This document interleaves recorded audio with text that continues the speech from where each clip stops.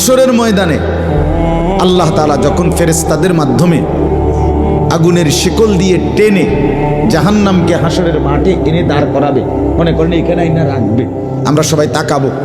এরকম হাসরের মাঠে যখন জাহান্নামকে আনা হবে,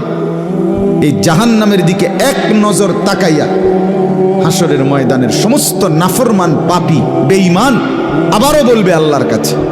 রব্বানা আখিরনা ইলা আজালিন করিব, আল্লাহ একটু সময়ের জন্য দুনিয়াটা আবার ফেরত দেন, হায়াত আবার ফেরত, সময়গুলো আরেকবার দেন, আরেকটু সময় দেন,